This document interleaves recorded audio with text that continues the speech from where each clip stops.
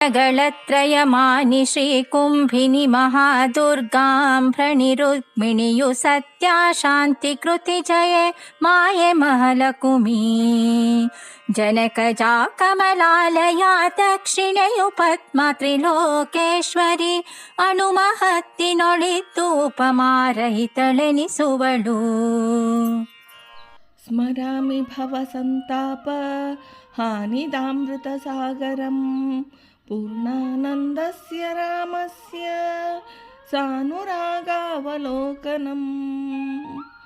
ದಾಸವರ್ಯಂ ದಯಾಯುಕ್ತಂ ದೌರೀಕೃತ ದುರಾಶಿಷಂ ಹರಿಕಥಾಮೃತ ಸಾರವಕ್ತಾರಂ ಜಗನ್ನಾಥ ಗುರುಂ ಭಜೆ. ಶ್ರೀ ಹರಿಕಥಾಮೃತ ಸಾರ ಬೃಹತ್ ತಾರತಮ್ಯ ಸಂಧಿ ಪದ್ಯ 4.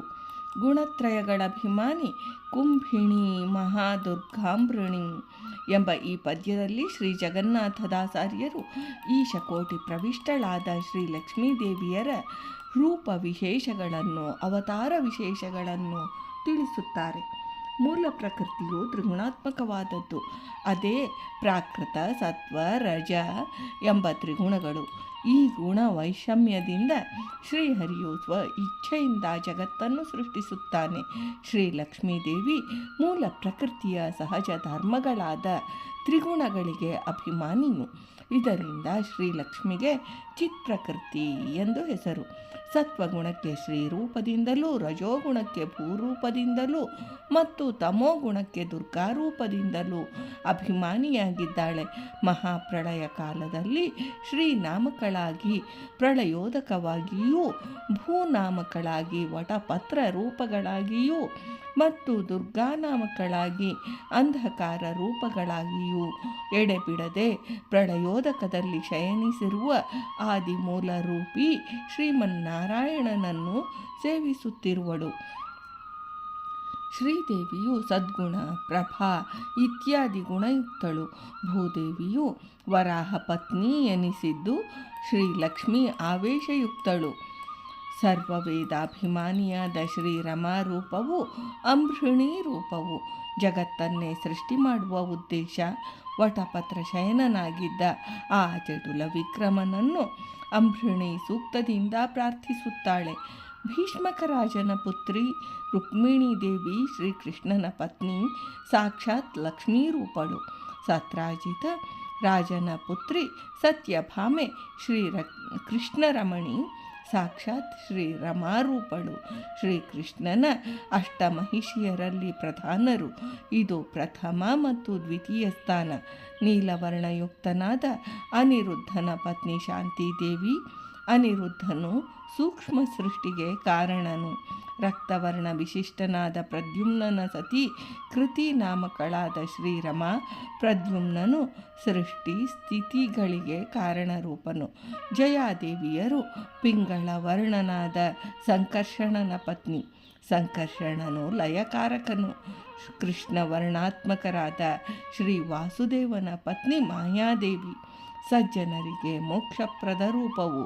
ಸ್ವರ್ಣವರ್ಣ ವಿಶಿಷ್ಟನಾದ ಮೂಲರೂಪಿ ಶ್ರೀಮನ್ನಾರಾಯಣನ ರಮಣಿ ಶ್ರೀಲಕ್ಷ್ಮೀದೇವಿ.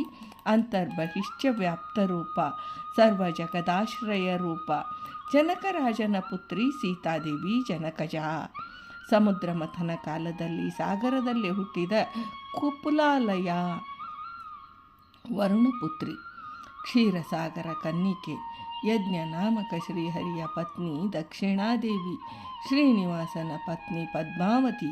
ಕಮಲದಲ್ಲಿ ಜನಿಸಿದ ಪದ್ಮಾವತಿಯನ್ನು ಕಮಲಾಲಯ ಎಂದು, ಭೃಗು ಪುತ್ರಿ ಭಾರ್ಗವಿಯನ್ನು ಪದ್ಮ ಎಂದು ಗ್ರಹಿಸಿದೆ.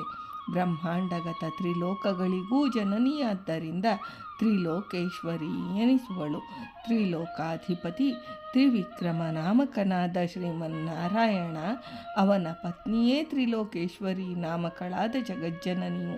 ಶ್ರೀಹರಿಯಂತೆ ಕಾಲತಃ ದೇಶತಃ ಸಮವ್ಯಾಪ್ತಳು. ಸೂಕ್ಷ್ಮವಾದ ಅಣುವಸ್ತುಗಳಲ್ಲಿಯೂ ಜೀವರ ಸ್ವರೂಪ ದೇಹ ಬೃಹದಾಕಾರದ ಮಹತ್ತಿನಲ್ಲಿಯೂ ಅವ್ಯಾಕೃತಾಕಾಶಾಂತವ್ಯಾಪ್ತಿ ಅಷ್ಟು ವಿದ್ಯಮಾನಳಾಗಿದ್ದಾಳೆ ಶ್ರೀಹರಿಯ ಸಹಿತ. ಜೀವಕೋಟಿಯಲ್ಲಿ ಯಾರೂ ಶ್ರೀ ಲಕ್ಷ್ಮೀದೇವಿಗೆ ಸರಿಸಮಾನರಿಲ್ಲ. ಬ್ರಹ್ಮಾದಿ ತೃಣಾಂತ ಸಮಸ್ತ ಜೀವವರ್ಗ ಶ್ರೀರಮಾಗಿಂತ ಅವರರು. ಇದರಿಂದ ಬ್ರಹ್ಮದೇವರ ವಿವಕ್ಷಯ ಉಪಮಾನರಹಿತಳು, ಶ್ರೀಹರಿಯ ವಿವಕ್ಷಯ ಅನಂತ ಕೋಟಿ ಗುಣಗಳಿಂದ ನ್ಯೂನಳು. ಹೀಗೆಯೇ ಮತ್ಸ್ಯಾದಿ ಕಲಿ ಪರ್ಯಂತ ದಶಾವತಾರಿ ಶ್ರೀಹರಿಯ ಪತ್ನಿ ರೂಪಗಳಿವೆ. ಕೇಶವಾದಿ ಕೃಷ್ಣಾಂತ ಚತುರ್ವಿಂಶತಿ ಭಗವದ್ರೂಪ ಪತ್ನಿಯರ ರೂಪಗಳು. ಅಕಾರಾದಿ ಕ್ಷಕಾರ ಪರ್ಯಂತ ವರ್ಣವಾಚ್ಯ ಭಗವದ್ರೂಪಗಳ ಪತ್ನಿ ರೂಪಗಳು. ನಾರಾಯಣಾದಿ ಶತರೂಪಗಳು, ವಿಶ್ವಾದಿ ಸಹಸ್ರ ರೂಪಗಳು, ಅಚಿಂತ್ಯಾನಂತ ರೂಪಗಳ ಪತ್ನಿ ನಾಮಕಳಾಗಿ ಅನಂತ ರೂಪಗಳಿಂದ ಶ್ರೀಲಕ್ಷ್ಮೀ ವಿದ್ಯಮಾನಳಾಗಿದ್ದು ಲೋಕಜನನಿ ಎನಿಸಿದ್ದಾಳೆ ಎಂದು ಶ್ರೀ ಜಗನ್ನಾಥದಾಸಾರ್ಯರು ಈ ಪದ್ಯದಲ್ಲಿ ತಿಳಿಸಿದ್ದಾರೆ. ಭಾರತೀ ರಮಣ ಮುಖ್ಯ ಪ್ರಾಣಾಂತರ್ಗತ ವೃಂದಾವನ ವಿಹಾರಿ ಶ್ರೀಕೃಷ್ಣ ಅರ್ಪಣಮಸ್ತು.